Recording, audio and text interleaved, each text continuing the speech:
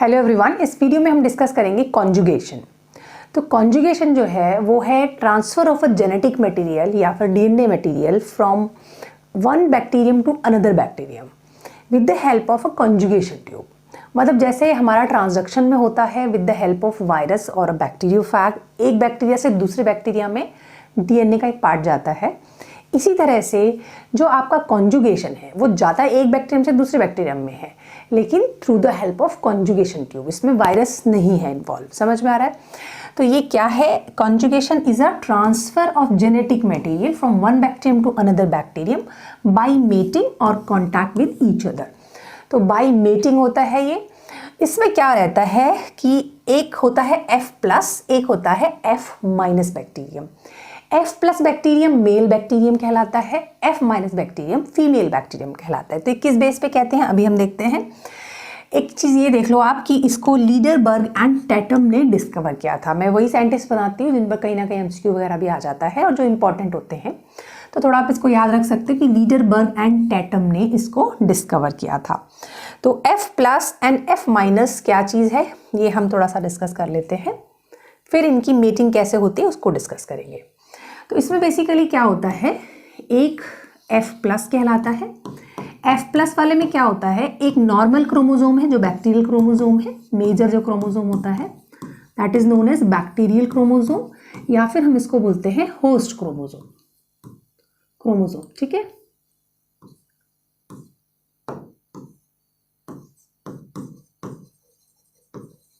दूसरा इसके साथ में रहता है एक प्लाज्मिड, है ना। Plasmid is an extra chromosomal DNA. तो प्लाज्मिड रहता है और वो प्लाज्मिड एक्चुअली में F फैक्टर कहलाता है। देखो प्लाज्मिड तो किसी भी बैक्टीरिया में हो सकता है, जिनमें F फैक्टर वाला प्लाज्मिड है उसको हम कहते हैं F+। और ये जो फैक्टर है ये फैक्टर कहलाता है कॉन्जुगेट प्लाज्मिड, बिकॉज इसमें कोड होता है फॉर्मेशन ऑफ सेक्स पिलस के लिए। तो जो ये F फैक्टर है, ये वाला जो प्लाज्मिड है, इसको हम F फैक्टर कह रहे हैं। और इस F फैक्टर का जो जीन होता है उसमें एक कोड है, मतलब क्योंकि जीन्स क्या होते हैं, जीन्स पे कोड होते हैं जिससे कि कोई एक प्रोटीन बनती है या स्पेसिफिक तरह का कोई वर्क होता है। तो इसमें F फैक्टर कहलाता है जो ये प्लाज्मिड है एक्स्ट्रा क्रोमोजोमल, और ये सेक्स पिलस बनाने में हेल्प करता है। उसको आप सेक्स पाइलस बोल सकते हैं या फिर आप इसको बोल सकते हैं F-पाइलस। ठीक है ना, F-पाइलस। और इस F-पाइलस के थ्रू होता क्या है, कॉन्जुगेट मतलब ट्यूब बनती है, इसलिए इसको हम कॉन्जुगेशन कहते हैं। तो ये क्या करेगा फाइनली ना, बाद में हेल्प करेगा एक कॉन्जुगेशन ट्यूब बनाने में, ये हेल्प करेगा बाद में एक कॉन्जुगेशन ट्यूब बनाने में इस तरीके से। ठीक है, जिसकी हेल्प से ये दूसरे किसी बैक्टीरियम के साथ मीटिंग कर सकता है। ठीक है, तो बैक्टीरिया में कॉन्जुगेशन होता है और मेटिंग प्रोसेस होता है। इसमें क्या होता है कि जैसे जो आपकी F- है उसमें सिर्फ एक मेन क्रोमोजोमल डीएनए होता है। ठीक है, मेन क्रोमोजोम है, इसमें प्लाज्मिड नहीं है इसमें। तो F+ वाला में प्लाज्मिड होता है जिसको हम F फैक्टर कह रहे हैं, जो कि सेक्स पाइलस या F पिल्लाई बना सकता है और कॉन्जुगेशन ट्यूब बनवा सकता है। ये वाला जो बैक्टीरिया है वो F- है, इसमें प्लाज्मिड नहीं है, नो प्लाज्मिड। और कोई प्लाज्मिड हो सकता है may be, but F factor वाला जो प्लाज्मिड है, ये जो कैरेक्टरिस्टिक वाला है, ये नहीं हो सकता बेसिकली। तो ये F+ और F- का आपस में कॉन्जुगेशन होता है। तो ये कॉन्जुगेशन जब होता है तो होता कैसे है, देखो ये इसका क्रोमोजोमल डीएनए डबल स्टैंडर्ड, ये आपका प्लाज्मिड का डीएनए है। ठीक है, इसका हम ऐसा करते हैं, कलर चेंज कर लेते हैं। I am taking blue colour. ये जो है आपका दूसरे टाइप का इसका F- वाले का क्रोमोजोम है। जब इनकी मीटिंग होगी आपस में तो ये धीरे धीरे क्या होगा, ये आपस में कनेक्ट हो जाते हैं through the help of this conjugation tube. ये धीरे धीरे बढ़ती है, ये इसके पास आता है और फिर ये एक कॉन्जुगेशन ट्यूब बन जाती है। तो ये जो आपका प्लाज्मिड है या F फैक्टर है, ये एक रोलिंग मैकेनिज्म के थ्रू क्रॉस कर जाता है इधर और रेप्लिकेट करता है।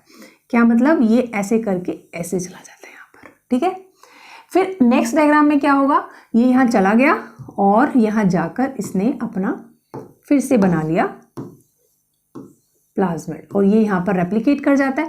तो अब क्या होगा, थोड़ी देर बाद यहाँ तो ये अपना है ही प्लाज्मिड था ही पहले, दूसरे में भी प्लाज्मिड की कॉपी चली जाएगी और वहां जाकर फिर ये रेप्लिकेट करके पूरा F बना लेगा, मतलब पूरा F फैक्टर इसमें भी F माइनस वाले में भी बन गया। और अब हम इसको कहते हैं कि ये जो F माइनस था that is converted into F plus type of bacteria. तो अगर अब ये किसी और के साथ, बाद में क्या होगा, ये सब खत्म, कॉन्जुगेशन ट्यूब वगैरह सब क्लोज हो गई, है ना, 2 ऐसे बैक्टीरियम बन गए, ये भी F प्लस बन गया, ये भी F प्लस बन गया। अब अगर ये किसी F माइनस के साथ फिर से कॉन्जुगेट करे तो अब ये वाला जो है, क्योंकि इसमें F फैक्टर डेवलप हो गया, तो अब ये सेक्स पाइलस बना सकता है, कॉन्जुगेशन ट्यूब बना सकता है और किसी दूसरे के साथ भी मेटिंग कर सकता है। So this is known as a conjugation. F factor को हम बोलते हैं कॉन्जुगेटिव प्लाज्मिड, क्योंकि ये कॉन्जुगेशन ट्यूब बना सकता है। Plasmid DNA replicate by the rolling circle mechanism, इसको हम रोलिंग सर्कल मैकेनिज्म कहते हैं। रोलिंग सर्कल मैकेनिज्म क्या है एक्चुअली में, जैसे ये प्लाज्मिड है गोल वाला, तो ये रोल करके ऐसे धीरे धीरे करके यू बनाता है, ऐसे ऐसे सर्कल कर रहा है, रोल सर्कल करके, और फिर वहां जाके अपना एक दूसरे में दे रहा है, बाद में फिर ये भी सर्कल करके डबल स्टैंडर्ड कंप्लीट कर लेगा अपना, ठीक है। तो जो कैरेक्टरिस्टिक ऑफ मेलनेस है, यहाँ पे कैरेक्टरिस्टिक मेल फीमेल कैसे पता चल रहा है, एक F प्लस है वही मेल है, यानी उसमें क्या है, F फैक्टर है जो कि प्लाज्मिड है। तो अब देखा जाए तो प्लाज्मिड तो ट्रांसफरेबल है ना, एक जगह से दूसरी जगह जा पा रहा है, तो इसमें भी जो मेलनेस कैरेक्टर है बैक्टीरिया में वो ट्रांसफरेबल होता है।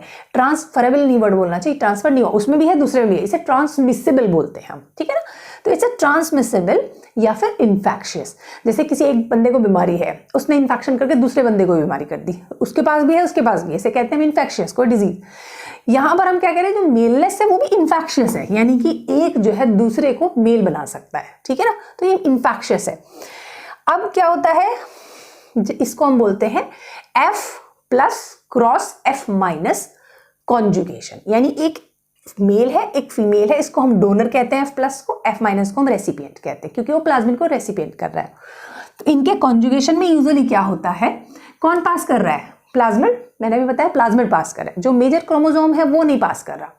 तो जो क्रोमोसोमल जीन है from the donor they may rarely transfer, usually pass नहीं करती but they may rarely transfer, और ट्रांसफर होके जो रेसिपिएंट का होस्ट डीएनए है उसके साथ में ये एक रिकॉम्बिनेशन कर सकते हैं, बट ये बहुत ही लो फ्रीक्वेंसी का होता है, ठीक है ना, ये लो फ्रीक्वेंसी रिकॉम्बिनेशन है।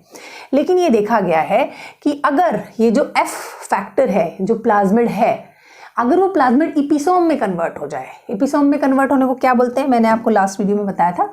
इपिसोम क्या होता है, जैसे ये क्रोमोसोम है, ठीक है, ये आपका प्लाज्मिड है फॉर एग्जाम्पल, ठीक है, और हमने ये वाला कौन सा प्लाज्मिड हम बोल रहे हैं, F फैक्टर वाला प्लाज्मिड है। तो अगर ये F फैक्टर वाला प्लाज्मिड इसमें जाके इनकॉर्पोरेट हो जाए ऐसे, ठीक है ना, तो हम इसको क्या बोलेंगे, इपिसोम। ये जो चीज़ है ना, सीक्वेंस जो जा रहा है इसमें, इसे हम इपिसोम कहते हैं।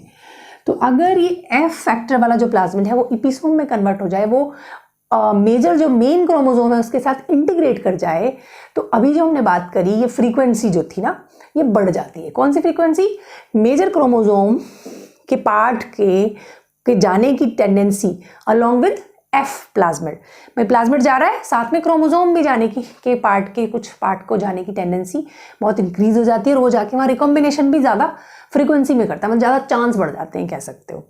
तो हम जो डोनर सेल जिसमें इपिसोम बन गया उसको हम बोलते हैं high frequency recombinant cell, HFR cell बोलते हैं, हाई फ्रीक्वेंसी ऑफ रिकॉम्बिनेंस।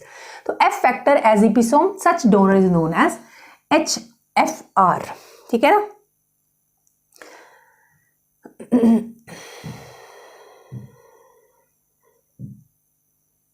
देखो, जैसे मान लिया फॉर एग्जाम्पल, आप इसको कैसे बना सकते हो, कैसे समझ सकते हैं।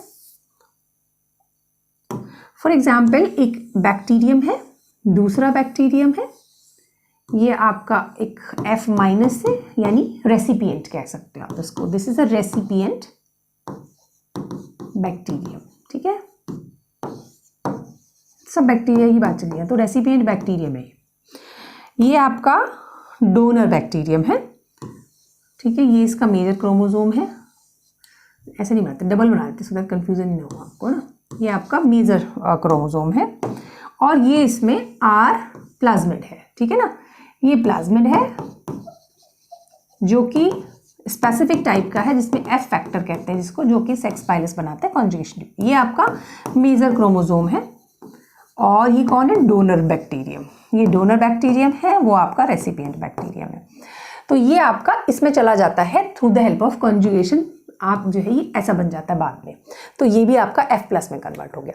लेकिन ये इसके साथ में जाने की टेंडेंसी बड़ी कम रहती है, ठीक है ना, नहीं जाएगा ये। लेकिन अब ऐसे आप सब्सिक्वेंट डायग्राम्स बना सकते हो अगर एग्जाम में क्वेश्चन आता है तो। लेकिन जब ये या तो खुद ही पूरा का पूरा या इसका एक पार्ट जाकर यहाँ इनकॉर्पोरेट हो जाए, ठीक है ना, मेजर क्रोमोसोम के साथ, जिसको हम क्या बोलते हैं, अब हम इसको बोलेंगे इपिसोम। जो ये यहाँ पर इनकॉर्पोरेट हो गया in the chromosome, that known as इपिसोम।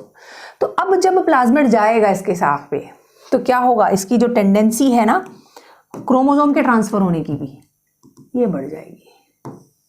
यानी अब ये देखो, जो होस्ट का था ना, ये साथ में जब एफ फैक्टर जाएगा तो साथ में ये भी जाएगा, ठीक। लेकिन इसमें क्या होता है, जब इनका आपस में कनेक्शन होता है इस टाइप का, तो अच्छा, और इसको हम हाई फ्रीक्वेंसी सेल्स कह रहे हैं, that is known as HFR cell, है ना, हाई फ्रीक्वेंसी रिकॉम्बिनेशन सेल। अब ये जब इसमें इपिसोम बन गया, तो जब ये F माइनस के साथ मेटिंग करेगा तो क्या होता है कि ये जो मेजर क्रोमोसोम है वो भी अलॉन्ग विद द प्लाज्मिड वहां पर जाता है। लेकिन पूरा कंप्लीट जाने से पहले ही F फैक्टर भी पूरा नहीं जा पाता, उससे पहले ही, जब तक पूरा F फैक्टर गया भी नहीं, उससे पहले ही इनका डिटैचमेंट हो जाता है, आपस में इनका कनेक्शन खत्म हो जाता है। तो इस केस में क्या होता है, जब HFR का F माइनस के साथ मीटिंग हो रहा है तो ये कभी भी F प्लस में कन्वर्ट नहीं होती, क्योंकि F प्लस में तभी कन्वर्ट होगी जब पूरा का पूरा प्लाज्मिड इसके पास जाएगा, ठीक है। ऑल्दो मेजर क्रोमोसोम भी जा रहा है, रिकॉम्बिनेशन भी हो रहा है, हाई फ्रीक्वेंसी सेल है, हाई फ्रीक्वेंसी सेल इसको भी ये जो रिकॉम्बिनेशन है क्रोमोसोम DNA का वो बनाएगी, लेकिन पूरा का पूरा F फैक्टर जाने से पहले ही डिस्कनेक्शन हो गया तो F प्लस में कन्वर्ट नहीं होती। ये ध्यान रखना, ये F माइनस ही रहती है, इसमें वो पूरी कैपेसिटी नहीं आ पाती, क्या कहते हैं, कंजुगेशन ट्यूब बनाने की या सेक्स पाइलस को कोड करने की। लेकिन जब हमने देखा था F प्लस को F माइनस के साथ मीटिंग करा रहे थे, वो पूरा तब तक मीटिंग रहती जब तक पूरा का पूरा क्रॉस ना हो जाए। तो F minus is also converted into F plus. So that is very important concept about this conjugation. तो ये भी एज अ क्वेश्चन आ सकता है, Y F recipient cell does not become F plus cells when there is a mating of HFR with the F minus, ठीक है ना, आप ऐसे करके इसको बोल सकते हो। अच्छा, इस चीज को हम क्या कहते हैं, इसको हम बोलते हैं F प्राइम कॉन्जुगेशन एंड सेक्सडक्शन। अच्छा सॉरी, नहीं, इसको ये तो अलग हो गया आपका, ये अभी तक हम बात कर रहे हैं हाई फ्रीक्वेंसी की। अब हम दूसरी बात करते हैं कि एक चीज है F प्राइम कॉन्जुगेशन, इसको हम प्राइम बोलते हैं, F प्राइम। ये F प्राइम क्या चीज है, F प्राइम कॉन्जुगेशन क्या है, कभी कभी सेक्सडक्शन पे, ऑल्दो रेयर है बट क्वेश्चन आ सकता है, वाइवा पूछा जाता है, व्हाट इज सेक्सडक्शन। हमने देखा कि जो F प्लस है वो HFR में कन्वर्ट हो जाता है। कैसे, जो प्लाज्मिड है इसका वो मेजर क्रोमोसोम के साथ में एज इपिसोम बन गया, यानी वहां पर इंटीग्रेटेड हो गया, तो वो HFR कन्वर्ट हो गया। सेल को अब हम क्या बोल रहे हैं, HFR। जैसे मान लिया ये सेल है, दिस इज नोन एज, ये वाली सेल को आप क्या बोल रहे हो, F प्लस सेल, है ना, इसमें ये भी है और F फैक्टर भी है।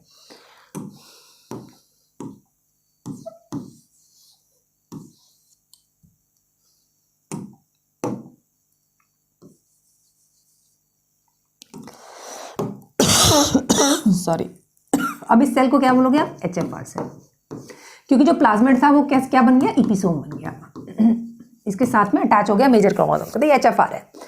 लेकिन ये क्या है ना, रिवर्सिबल प्रोसेस है, ये इसमें कन्वर्ट हो सकता है, वो इसमें कन्वर्ट हो सकता है, ये चीज ध्यान रखो, ये रिवर्सिबल प्रोसेस है। और ये जब क्या होता है, ये रिवर्सिबल प्रोसेस है, और जब ये मान लिया जैसे ये सेल है जो HFR सेल है, HFR सेल बन गई, तो अब जो ये इपिसोम में कन्वर्ट हुआ है इसको हम बोलते हैं, मतलब जैसे अब ये कन्वर्जन हो गया, मतलब सॉरी HFR का किसके साथ मीटिंग हुई, HFR की F प्लस के साथ मीटिंग हो गई, तो क्योंकि अब इसमें स्पेसिफिकली कुछ some part of bacterial chromosome is also there,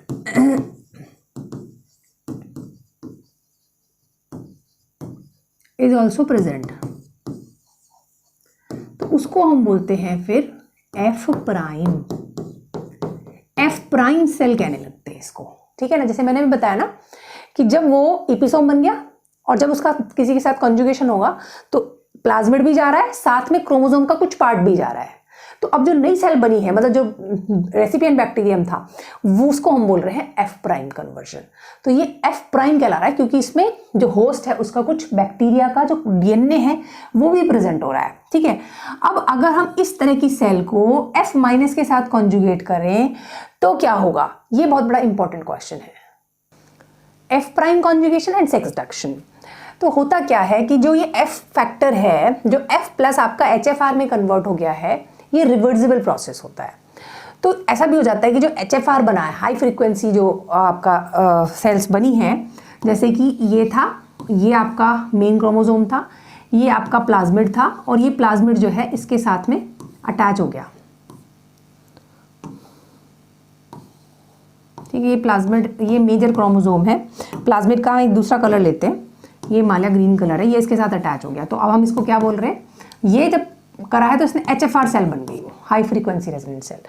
तो होता क्या है, जब ये एचएफआर सेल है ये टूट सकती है, मतलब ये जो इसका साथ में प्लाज्मिड है ये रिवर्सिबल है, ये यहाँ से कट होके अलग हो सकता है। तो जब ये कट होता है तो साथ में थोड़ा सा होस्ट का डीएनए भी ले लेता है अपने साथ, और जब ये होस्ट का डीएनए ये वाला इतना साथ है तो इसको ले लेता है। तो अब हम इसको एफ प्राइम कहते हैं, यानी अलग टाइप की सेल बन गई जिसको हम एफ प्राइम फैक्टर कहते हैं। तो कैसे लिखोगे इसको, when F factor reverts from its integrated to free form. अभी बताया ना ये इंटीग्रेटेड फॉर्म है, हटेगा तो फ्री हो जाएगा ये अलग से। तो इंटीग्रेटेड से फ्री फॉर्म में जब जाएगा, it may sometime carry some part of chromosome DNA along with it. तो समझो ये कुछ क्रोमोसोम का पार्ट है, मेजर क्रोमोसोम, उसका भी साथ में ले जाएगा। इसको हम क्या कह रहे हैं, एफ प्राइम फैक्टर। अब मान ले इस एफ प्राइम फैक्टर की एफ माइनस के साथ आप मेटिंग कराओ तो क्या होगा, होगा क्या, it transfer the host DNA along with it. क्योंकि अब क्या है, ये अलग तो हो रखा है एफ प्लाज्मिड, लेकिन उस एफ प्लाज्मिड के साथ क्या है, साथ में होस्ट का कुछ डीएनए का पार्ट भी है। तो जब वो ट्रांसफर होगा वो एफ प्लाज्मिड के साथ साथ होस्ट के डीएनए को भी ले जाएगा, है ना, होस्ट के डीएनए को भी ले जाएगा। तो अब रेसिपिएंट क्या बन गया, रेसिपिएंट भी उसके जैसा बन गया, यानी वो भी एफ प्राइम सेल में कहलाता है। और इस प्रोसेस को हम कहते हैं सेक्स रिडक्शन। तो सेक्स रिडक्शन जो है उसमें क्या हो रहा है, एफ फैक्टर के साथ साथ होस्ट का कुछ डीएनए भी चला गया और वो जो सेल है वो एफ प्राइम में कन्वर्ट हो गई।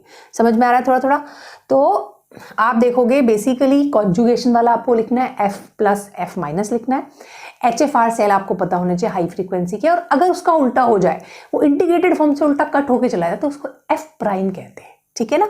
और वो जिसके साथ भी कॉन्जुगेशन करेगा उसमें खुद में कन्वर्ट कर देगा। अब बात आती है कि रोल क्या है कॉन्जुगेशन का।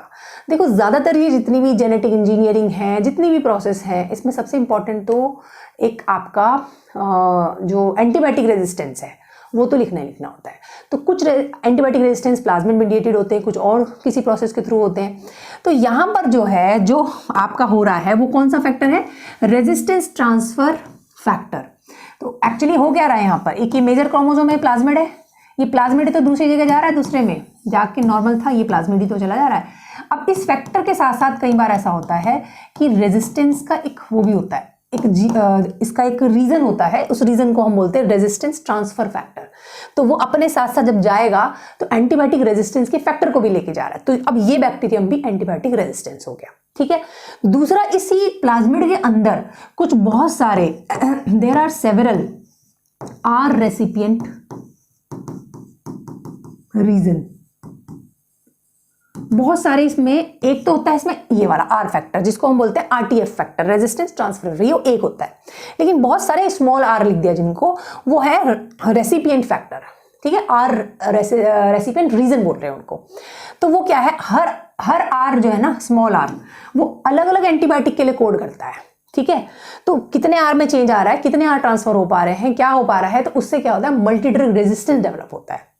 तो इससे बहुत ज़्यादा डिटेल में नहीं जाना, आप सिर्फ इतना ध्यान रख लो कि रेजिस्टेंस ट्रांसफर फैक्टर है जो कि इस प्लाज्मिड के ऊपर है और वो ट्रांसफर हो रहा है बाय कॉन्जुगेशन। तो उससे मल्टी ड्रग रेजिस्टेंस जो है वो डेवलप होता है और वो पास भी हो रहा है कम्युनिटी में, एक बैक्टीरियम से दूसरे बैक्टीरियम में, ठीक है। दूसरा होता है बैक्टीरियोसिन प्रोडक्शन। बैक्टीरियोसिन क्या है? बैक्टीरियोसिन वो केमिकल हैं जो कि किल करते हैं दूसरे बैक्टीरिया को, दे किल दी अदर बैक्टीरियाज।